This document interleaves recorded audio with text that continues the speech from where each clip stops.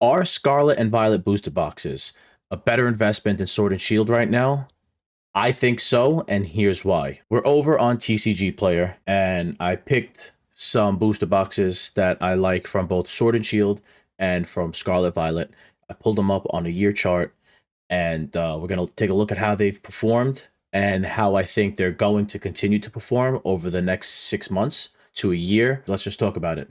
So we all know, if you look at Chilling Reign, Evolving Skies, Fusion Strike, Brilliant Stars, Astral Radiance, Lost Origin, and Silver Tempest. Obviously, those are the sets that everybody likes. I left out a few that some people might like. These are the sets I like. They're, in my opinion, the most popular sets. I left out Crown Zenith just because it's no booster boxes, and I didn't do any specialty sets. But if you go to the 1 year chart for all of these sets, they all have the same pretty much chart. They all went sideways, and then they all spiked in March. They all went up. This Lost Origin a little later, Silver Tempest in May. They've all spiked up pretty much at about the same time, and now they're all going sideways. Now, I'm not saying they're crashing. I'm not saying anything bad about these booster boxes. If you've owned them, you're doing good. I would hold on to them. I wouldn't sell them yet. But if you're looking to pick some up, I would wait a little bit. These booster boxes all just saw a big run up, and I think they're just going to stagnate quite some time now. Whereas if you look at Scarlet and Violet booster boxes, they're much cheaper. You can pretty much get two for the price of one of most of these booster boxes about. And personally, I think that these sets, Paldea Evolved, Paradox Rift, Temporal Forces, and Twilight Masquerade, I think these sets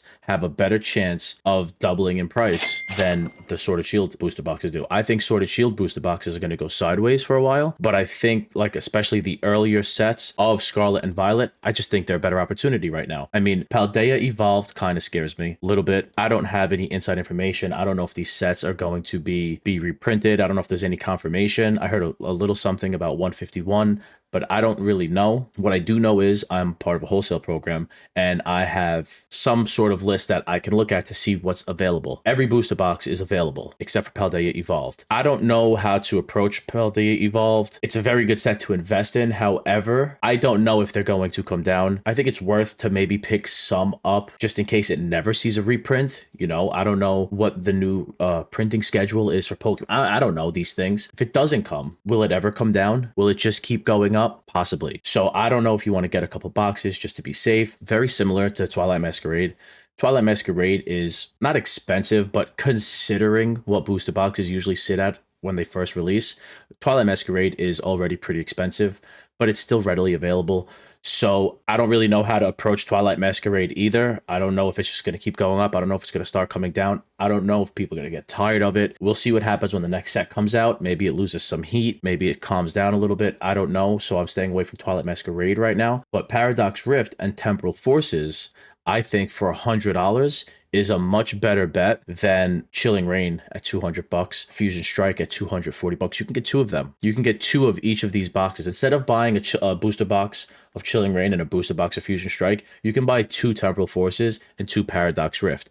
And even if these sets do get reprinted, how much lower could they get? Couple bucks? I don't see these boxes sitting in the high 80s like early Sword and Shield did for a year. I don't think that'll ever happen. I could see them coming down to like maybe 95, 96, but I don't think anything's going to get really lower than that. So I think for $100, $105, if you can get a case, probably even cheaper, I think that those are better opportunities to double your money than with Fusion Strike. I think this could go to $200 or even to $170, $180 before something like Fusion Strike makes another monster move like it did recently. Before Chillin' Reign makes another monster move like it did recently. I know that they're very popular and sought after sets and everybody loves Sword and Shield, but I don't think these things are going to continue to go up at the rate that they've been going up. I don't think that's really possible. I don't know if that would make sense. I mean, there's still a lot of it out there. I'm not going to say there's millions and millions and millions of boxes. I don't know how much is out there, but I'm sure there's still enough Sword and Shield out there where these boxes are just going to go sideways for a bit.